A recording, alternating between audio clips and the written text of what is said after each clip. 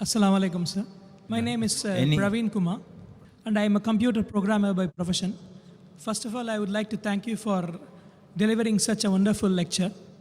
And my question is, from your presentation, it's very crystal clear that whatever the righteous path set in the Islam, it's also set in the Christianity.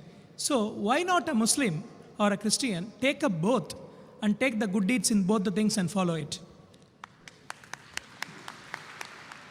The brother asked a very good question and a very important question and a chance to clarify my talk also. Asked a very good question.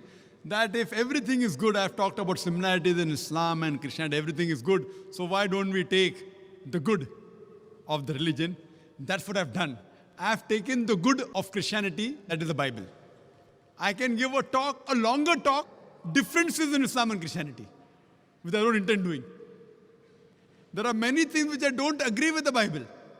Many things, because I don't consider the Bible as a whole to be the word of God. We believe in the Injil which was revealed to Jesus Christ, peace be upon him. But the present Bible is a corrupted form of the original revelation which was given to Jesus Christ, peace be upon him.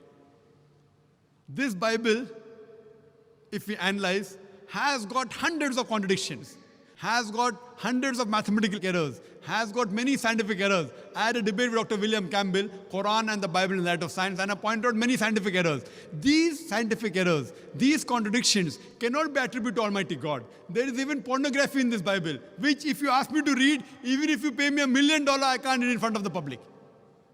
Pornography. Ezekiel chapter number 23, and I can quote the references, but I cannot read it.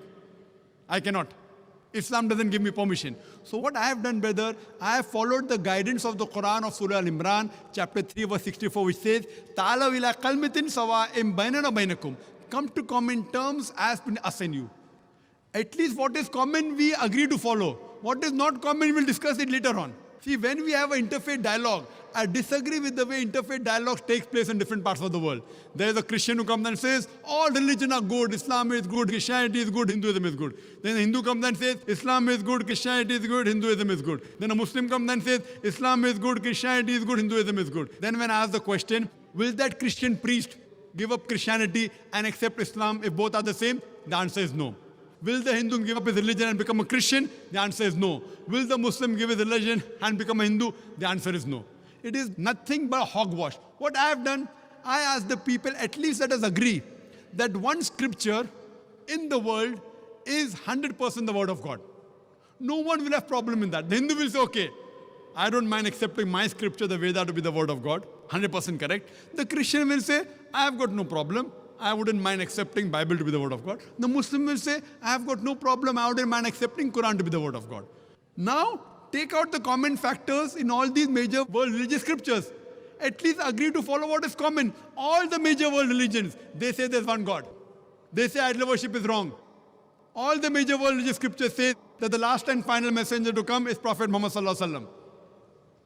So when we analyze, I say, let us at least agree to follow what is common. All the major religions speak about modesty, even Hinduism. And earlier when I had come to Dubai, last year, I gave a talk on similarities between Hinduism and Islam. Even Hinduism says there's one God, idol worship is prohibited, Muhammad Sallallahu Alaihi Wasallam is going to come. Prophet Muhammad, peace be upon him, is mentioned more than 100 places in the Hindu scripture.